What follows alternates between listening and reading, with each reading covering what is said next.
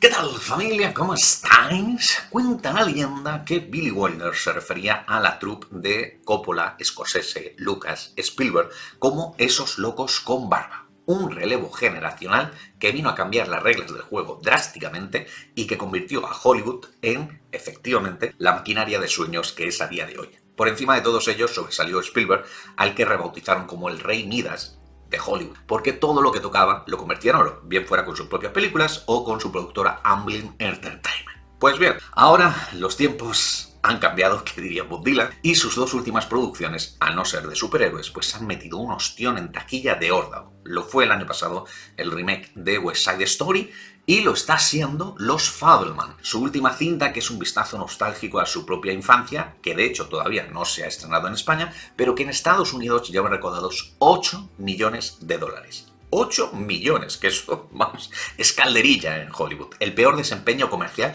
de toda su carrera, vamos, que podríamos decir que el Rey Midas ha perdido su toque mágico. Por lo menos con el gran público, porque la crítica le seguimos distinguiendo como uno de los mejores directores de toda la historia. Hoy hablamos de Los Fabelman. Cabecera y comenzamos.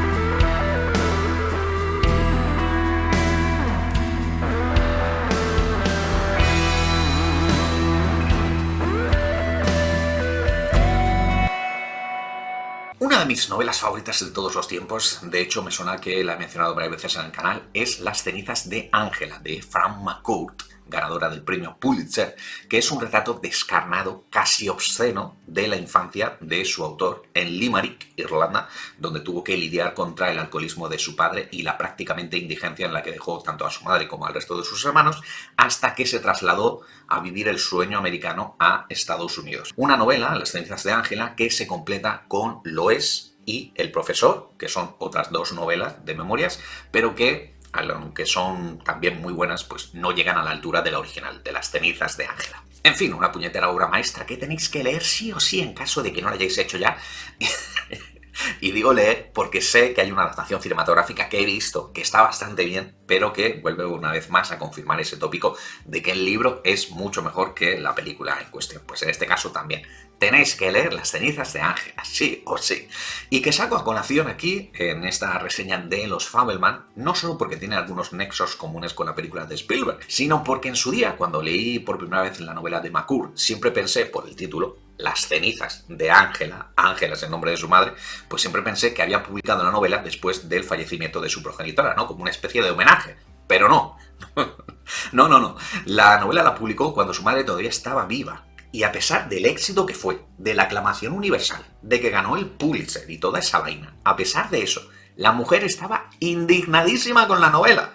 Indignadísima. De hecho, la mujer se presentaba en todas las presentaciones de lectura del libro, se presentaba para decir que eso era mentira, que ella no recordaba su vida así. Una anécdota que he contado 1000 veces y que yo siempre entiendo como que todos tenemos el derecho de sentirnos los protagonistas de nuestra propia vida y que tiene que ser muy difícil cuando otro cuenta su propia vida y nos convierte en personajes secundarios de la misma, otorgándonos muchas más sombras de las que nosotros mismos nos daríamos. Supongo que algo muy parecido tuvo que pasar por la mente de Spielberg desde hace años, pues el libreto sobre su propia infancia, titulado I'll Be Home, que había coescrito junto a su hermana pequeña, Anne, que no es ajena a escribir guiones. De hecho, una de las anécdotas que poca gente conoce, tócate los cojones, es que la hermana de Spielberg estuvo nominada al premio de la Academia porque fue coautora, junto a su vecino Gary Ross, del guión de Big, la de Tom Hanks. O sea que vamos, que el talento se hereda, viene de familia. En fin, que Spielberg tenía guardado este guión desde hacía años y años en un cajón, y no fue hasta la pandemia que salió con uno de sus colaboradores habituales, Tony Kushner, el autor de esa maravillosa obra de teatro que es Angels in America, para dar el vistazo, la versión definitiva de este guión. Kushner había trabajado anteriormente con Spielberg en Múnich, Lincoln, la mencionada West Side Story y esta, Los Fabelman. Ah, bueno, y el broche final de esta anécdota, por eso he mencionado todo lo de las cenizas de Ángela, es que Spielberg solamente se animó a poner en pie el proyecto definitivamente tras la muerte de su padre y de su madre en 2017 y 2020 respectivamente. Así se evitaba el que alguno de los dos entrase en el cine gritando «¡Todo esto es mentira! ¡No creáis nada de lo que dice mi hijo!». Aunque dudo que lo hubieran hecho, la verdad, porque a pesar de que es un retrato también bastante crudo de su familia, pues fiel a su filmografía tampoco está exento de amor. Amor a ese padre transmutado en un genial Paul Dano, como ese hombre de familia un poco chapado a la antigua, ¿no? Que solamente intenta hacerlo mejor y se debate entre seguir profesionalmente su carrera o intentar unir, coser su matrimonio, que se está despedazando como si fuera un castillo de naipes, y la genial, siempre brillante Michelle Williams, que da vida a la madre de Steven Spielberg y que construye un personaje lleno de matices y de vida. De hecho, una mujer que tenía tanta vida que era incapaz de ponerla en un solo sitio. Mi único problema, pues, con los Fabelman es que todo lo que cuenta la película, o por lo menos lo demás chicha, pues yo ya lo sabía por un recomendadísimo documental de la HBO que vi además hace apenas un par de años y donde efectivamente se contaba que los padres de Spielberg se habían divorciado.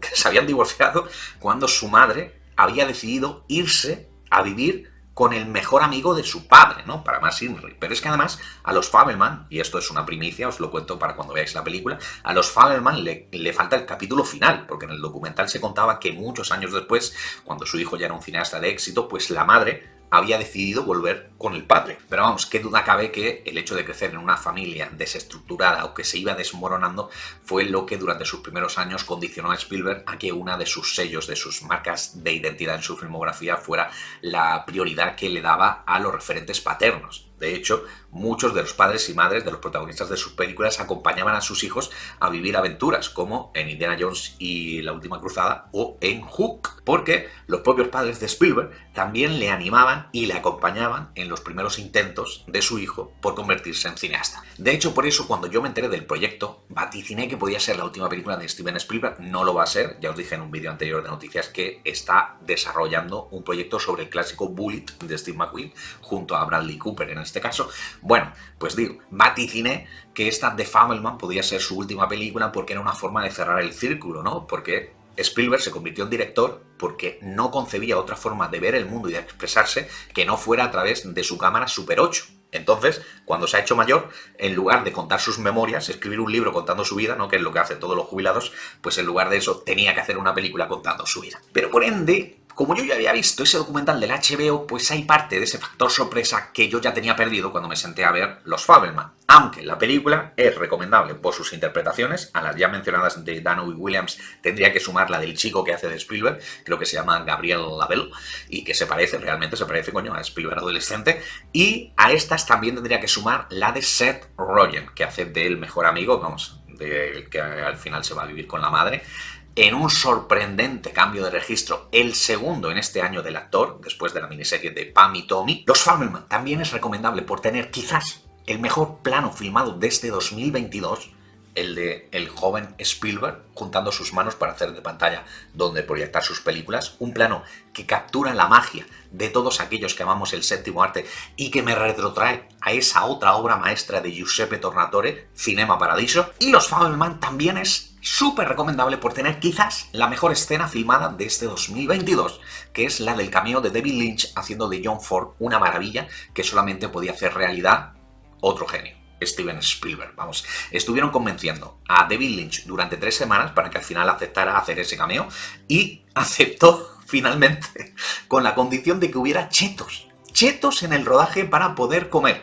John Ford le dio un consejo a Spielberg cuando empezaba, o sea, la anécdota es real, al igual que la mayoría de las cosas que se ven en pantalla en esta película, y que es maravilloso, o sea, un consejo a la altura de la leyenda de John Ford, pero también es una chorrada. De hecho, el propio Spielberg al final lo termina convirtiendo en una especie de chiste en el plano final de la película, ¿no? Le dio el consejo de, si el horizonte está arriba, es interesante. Si el horizonte está abajo, es interesante. Si el horizonte está en medio, es una mierda.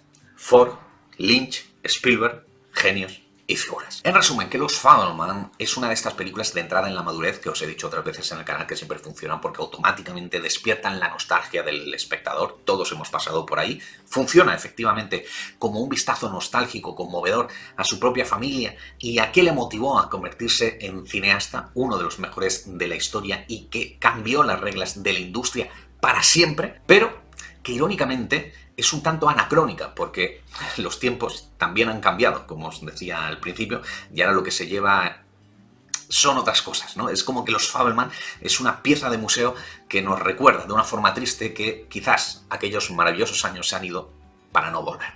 Pero en fin, esta es solo mi opinión, dejadme la vuestra en la caja de comentarios, que como siempre le estaré dando feedback y si hay suerte, regreso mañana. Entonces, ¡chao familia!